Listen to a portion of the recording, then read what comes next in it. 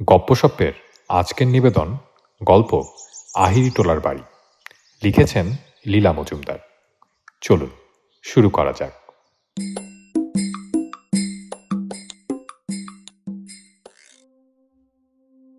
আহিরিটোলা কোথায় জানো তো? সেখানে গঙ্গার ধারে আমার পূর্বপুরুষদের একটা মস্ত বাড়ি আছে। সেখানে কেউ থাকে না। দরজা জানালা ঝুলে রয়েছে, ছাদ দিয়ে জল পড়ে, দেয়ালে সব ইট বেরিয়ে পড়েছে, শুধু ইঁদুর বাদুরের বাস, আর সব জায়গায় একটা সোদা সোদা গন্ধ। বাড়িটা বাবার ঠাকুরদা কোম্পানির আমলে তৈরি করেছিলেন। কলকাতা শহরই তখন সবে তৈরি হচ্ছে। দিব্যি চক মেলানো দোমহলা বাড়ি, দেয়ালে সব জং ধরে যাওয়া চিত্রটিত্র করা, বিরাট পাথরের সিঁড়ি। টাকারও তাদের অভাব ছিল না। কি সব চোরা কারবার চলত। তখনকার দিনে অত আইন আদালতের হাঙ্গামা ছিল না। মোট কথা, বাবার ঠাকুরদা ভয়ঙ্কর ধনী লোক ছিলেন। প্রকাণ্ড জুড়ি গাড়ি ছিল, তাতে 4টে কালো কুচকুচে ঘোড়া জোড়া হতো। বাড়ির পেছন দিকে বিশাল আস্তবল ছিল। সেসব কবে বিক্রি হয়ে গেছে। তার জায়গায় 3তলা সব বাড়ি হয়ে সেগুলো পর্যন্ত ভেঙে চুরে যাচ্ছে। সেবার প্রিটেস্টে অঙ্কে 15 পেলাম। তাই নিয়ে বাড়িময় সে যে কীরকম হইচই লেগে গেল, সে না দেখলে বিশ্বাস হয় না। বাবা পর্যন্ত এমন কাণ্ড আরম্ভ করলেন যে শেষ অবধি বাড়ি ছাড়তে বাধ্য হলাম। কাউকে কিছু না বলে সন্ধেবেলায় কয়েকটা কাপড় জামার পুটলি কাঁধে নিয়ে ঘড়ি কিনবার জমানো টাকাগুলো পকেটে পুরে একেবারে আহিরিটোলার বাড়িতে গিয়ে উঠলাম। সেখানে আলো টালো নেই। রাস্তার আলো এসে যা একটু ভাঙা দরজা জানলা দিয়ে ঢুকছে, অদ্ভুত সব ছায়া পড়ছে। সামনের দরজায় তালা মারা, কিন্তু জানালা শিক নোনা ধরে ভেঙে গেছে। ঢুকতে কোনো অসুবিধা হলো না। একটু যে ভয় করছিল না তাও নয়। আর কত রকম শেডের যে অন্ধকার হয় তাই দেখে অবাক হচ্ছিলাম। খিদেও পেয়েছে প্রচুর, আবার রাগও হয়েছে। নিচের তলাটা কেমন যেন ঘুপসিপানা। পুটলি বগলে ধুলোমাখা সিঁড়ি দিয়ে দুমদুম করে উপরতলায় উঠে যাচ্ছি। এমন সময় সিঁড়ির দিকে উপর থেকে কে বলল, আহা, তোদের জ্বালায় কি সন্ধেবেলাতেও হাত মুখ ধুয়ে আলবোলাটা নিয়ে একটু চুপ করে বসা যাবে না? সারাদিন শুধু দাও দাও দাও, এটা নেই ওটা নেই, এটা চাই ওটা চাই, এবার একটু খান্তি দে। ভুরভুর করে নাকে একটা ধূপধুনোর সঙ্গে গোলাপ জল আর ভালো তামাকের গন্ধ এলো। চেয়ে দেখি তারার আলোতে সিঁড়ির উপর একজন বুড়ো লোক দাঁড়িয়ে রয়েছেন। ভুস্কো রঙের লম্বা জব্বা পরনে, পায়ে সাদা নাগরাই জুতো, মাথায় ভুস্কো একটা ছোট সাদা টুপি, আর ডান হাতের বকবার আঙুলে একটা মস্ত সবুজ পাথরের আংটি। যেমন সিঁড়ির উপরের ধাপে এসে উঠেছি, আশ্চর্য হয়ে বললেন, হ্যাঁ, তোকে তো আগে দেখিনি। তুই এখানে কেন এসেছিস? কি চাস? কি চাস তা বল দেখি বাবা। খিদে পেটটা খালি খালি লাগছিল। বললাম, কেন আসবো না? এটা আমার বাবা ঠাকুরদাদার বাড়ি। ভীষণ চমকে গিয়ে লোকটা কাছে এসে আমার কাঁধে একটা হাত রেখে জিজ্ঞাসা করলেন, তোমার বাবার নাম কি? তোমার ঠাকুর দাদার নাম কি? নাম শুনে খানিকক্ষণ চুপ করে রইলেন।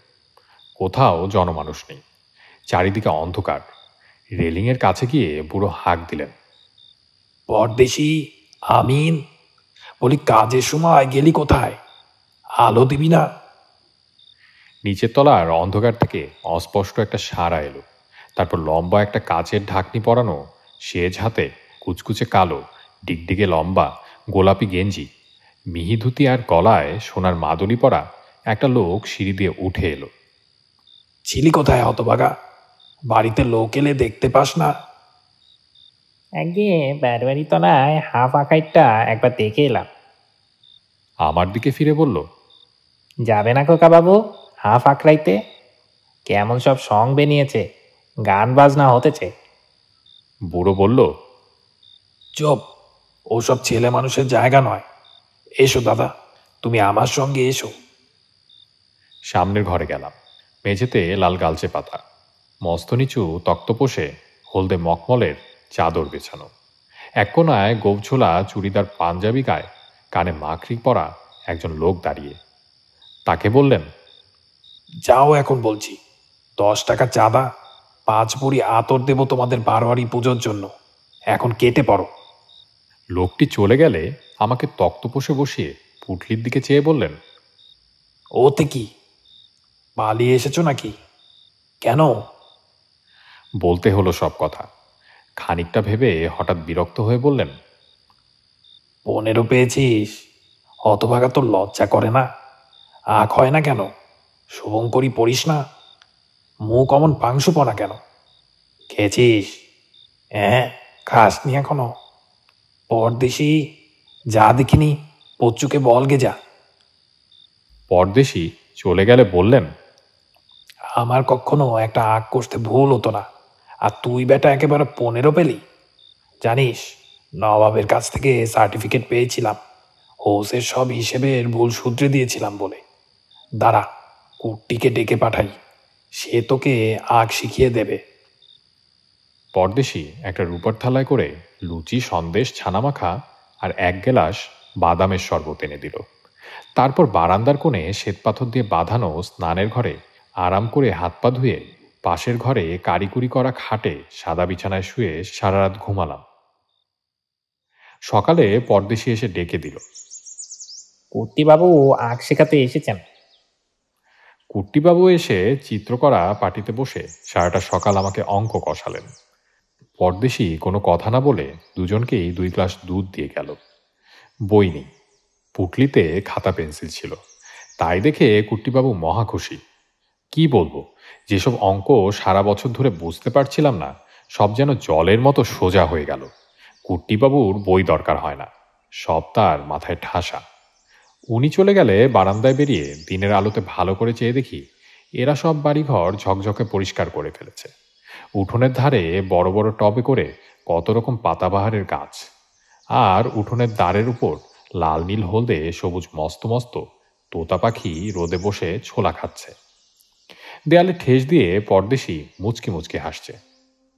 কাকে খুঁজছো খোকা বাবু? বুড়ো লোকটির খোঁজ করলাম। কি তার নাম? পরদেশি। বড্ড ভালো লোক। পেছন থেকে তিনি নিজে বললেন, আমার নাম শিবেন্দ্র নারায়ণ, লোকে শিবুবাবু বলে ডাকে। তুমি নাকি ভালো করে অঙ্ক কষেছ, কুট্টি বলছিল। এই নাও তার পুরস্কার। আমার হাতে একটা মস্ত সোনার মোহর গুজে দিলেন। ও কি পরদেশি? বাইরের দরজায় কারা যেন মহা ধাক্কাধাক্কি চেঁচামেচি করছে। সংরা নয় তো পরদেশি? পরদেশি আস্তে আস্তে মাথা নাম। আমি বললাম, এই রে, তবে নিশ্চয়ই বাবা এসেছেন আমাকে খুঁজতে। ছুটে নিচে গিয়ে দরজা খুলে দিলাম। মা, বাবা, বড় কাকা আর পিসে মশাই এসেছেন। ইস, কি সাংঘাতিক ছেলে বাপু তুমি! এই খালি বাড়িতে অন্ধকারে কালি চুলের মধ্যে খাওয়া নেই দাওয়া নেই দিব্যি রাত কাটিয়ে দিলে। অবাক হয়ে তাকিয়ে দেখি এক মুহূর্তের মধ্যে পরিষ্কার তকতকে উঠোন, তোতা পাখির শাড়ি, পাতাবাহারের গাছ সব উড়ে গেছে। পাগলের মতো দৌড়ে উপরে গেলাম। খালি ঘর খা খা করছে। ভাঙা স্নানের ঘরে শ্বেতপাথরে সব টালি খুলে পড়ে আছে। পরদেশি, ও পরদেশি, শিবুবাবু, কোথায় তোমরা? বাবা আমাকে খপ করে ধরে ফেললেন। জানিস না, শিবুবাবু আমার ঠাকুরদা, পরদেশি তার খাস খানসামা। আস্তে আস্তে আমার হাতের মুঠোর মধ্যে মোহরটাকে পকেটে পুরে বললাম, চলো, টেস্টে আমি অঙ্কে ভালো নাম্বার পাবো। দেখো, কাউকে কিছু বলতে পারলাম না। আমি ঠিক করেছি বড় হয়ে টাকা পয়সা রোজগার করে আহিরিটোলার বাড়িটা সারিয়ে সুরিয়ে সেখানেই থাকবো। গঙ্গাটাও বেশ সামনেই আছে।